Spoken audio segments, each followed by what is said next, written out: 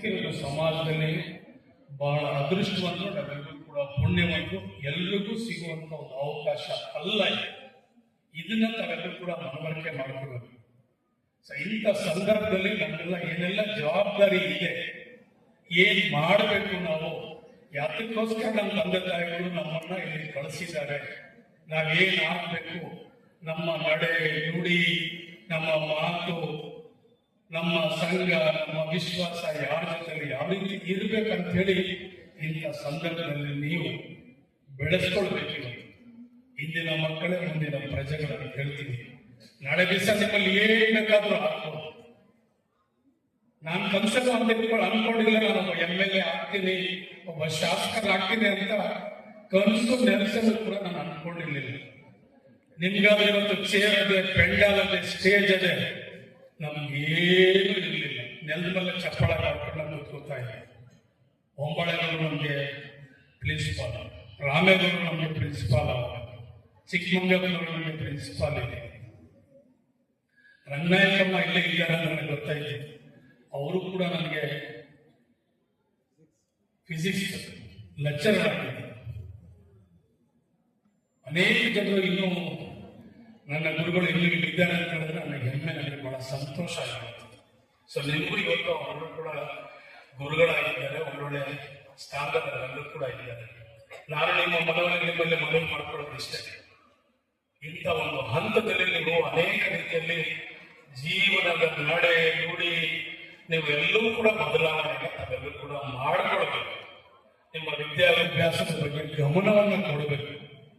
ಆಟ ಮತ್ತೆ ಪಾಠ ಎಲ್ಲವೂ ಕೂಡ ಎರಡು ಸಮಾನವಾಗಿ ತಾವೆಲ್ಲರೂ ಕೂಡ ಪಡ್ಕೊಳ್ಬೇಕು. ಆಟನೂ ಬೇಕು, ಪಾಠನೂ ಬೇಕು. ಬರೀ ಪಾಠ ಆದ್ರೂ ಪ್ರಯೋಜನ ಇಲ್ಲ, ಬರೀ ಆಟನೂ ಪ್ರಯೋಜನ ಇಲ್ಲ. ಯಾವ ರೀತಿ ನಮ್ಗೆ ಎರಡು ಕಣ್ಣಿದೆ, ಎರಡು ಕಣ್ಣು, ಎರಡು ಕೈ, ಎರಡು ಕಾಲು, ಆಟ ಮತ್ತು ಪಾಠನ ಕೂಡ ಸಮಾನವಾಗಿ ನಾವು ತಗೊಳ್ಬೇಕು. ಜವಾಹರ್ಲಾಲ್ ನೆಹರು ಹೇಳ್ತಾರೆ, we need A sound mind in a sound body ಅಂತ ಹೇಳ್ತಾರೆ.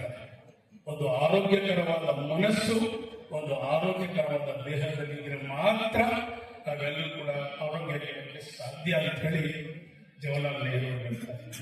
ಸೊ ನೀವು ಇವತ್ತು ಅನೇಕ ಕ್ರೀಡೆಗಳಲ್ಲಿ ತಾವೆಲ್ಲರೂ ಕೂಡ ಭಾಗವಹಿಸ್ತಾ ಇದ್ದಾರೆ. ನಾನು ನೋಡಿದ ಮಕ್ಕಳು ಬಹಳ ಚೆನ್ನಾಗಿ ಡ್ಯಾನ್ಸ್ ಅನ್ನ ಮಾಡ್ತಾ ಇದ್ದಾರೆ. ನಾವು ಮಾಡಕ್ ಸಾಧ್ಯನೇ ಡ್ಯಾನ್ಸ್? ಇವತ್ತು ಶ್ರೀಕಂಠಣ್ಣ ಮಾಡಕ್ ಸಾಧ್ಯನೇ? ನೀವೆಲ್ಲ ನಗಿತೀರಿ, ಓಡೋಗ್ಬಿಡ್ತೀರಿ, ಹೌದಲ್ಲ? ಏನವ ಮರ್ತಿದ್ದೀರಿ ಅಂದ್ರೆ ಈಗ ಮನಸ್ಸಿದ್ದರೆ ಮಾರ್ಗ, ನೀನು ಮರ್ತ್ಬಿಟ್ಟಿದ್ರೆ ಡ್ಯಾನ್ಸ್ ಮಾಡಿ ಅಂತ ಮನಸ್ಸಿದ್ದರೆ ಮಾರ್ಗ. ಓದಿ ಬ್ರಾಹ್ಮಣನಾಗು, ಕಾದು ಕ್ಷತ್ರಿಯನಾಗು, ಏನಾದರೂ ಆಗು ಮೊದಲು ನೀ ಮಾನವನಾಗು ಅಂತ ಹೇಳ್ತೀವಿ. ಯಾವಾಗ ನಾವು ಮಾನವನಾಗೋದು, ನಮಗೆ ಒಳ್ಳೆ ವಿದ್ಯಾಭ್ಯಾಸ, ಒಳ್ಳೆ ವ್ಯಾಸಂಗ ಸಿಕ್ಕಿದಾಗ ಮಾತ್ರ ನಾವೆಲ್ಲರೂ ಕೂಡ ಮನುಷ್ಯರಾಗಲಿಕ್ಕೆ ಸಾಧ್ಯ. ನಮ್ಮ ವಿದ್ಯೆನೇ ನಮ್ಗೆಲ್ಲರೂ ಕೂಡ ಕಲಿಸ್ಕೊಡುವಂಥದ್ದು. ನಮ್ಮ ವಿದ್ಯೆನೇ ನಮಗೆ ದಾರಿ ದೀಪ, ನಮ್ಮ ವಿದ್ಯೆನೇ ನಮ್ಗೆಲ್ಲರೂ ಕೂಡ ಮಾರ್ಗದರ್ಶನ. ನಮ್ಗೆಲ್ಲರೂ ಕೂಡ ನಮ್ಗೆ ವಿದ್ಯೆ ಬಂದಂಗೆ ನಾವೆಲ್ಲರೂ ಕೂಡ ನಮ್ಮಲ್ಲಿರುವ ಕೆಟ್ಟ ಅಭ್ಯಾಸಗಳನ್ನಾಗಲಿ, ಚಟಗಳನ್ನಾಗಲಿ, ಮತ್ತೊಂದಾಗಲಿ ನಾವೆಲ್ಲರೂ ಕೂಡ ಕ್ವಾಲಿಟಿನೆಲ್ಲರೂ ಕೂಡ ನಾವು ಬಿಡ್ತೀವಿ. ಅದನ್ನೆಲ್ಲವೂ ಕೂಡ ಒಳ್ಳೆಯವರು ತಂದೆಯು, ತಾಯಿಯು, ದೇವರು ಇದು ಒಳ್ಳೆಯದು, ಇದು ಕೆಟ್ಟದ್ದು ಅಂತ ಯಾರು ಹೇಳ್ಕೊಡ್ತಾರೆ ನಮ್ಗೆ? ನಮಗೆ ವಿದ್ಯಾಭ್ಯಾಸ ಎಲ್ಲವೂ ಕೂಡ ಹೇಳಕ್ಕೆ ಸಾಧ್ಯ. ನಮ್ಮನ್ನ ನಿಜವಾದ ಮಾನವರು ಮಾಡ್ತಾರೆ ಅಂತ ಹೇಳಿದ್ರೆ ಅದು ಯಾರು? ವಿದ್ಯಾಭ್ಯಾಸ.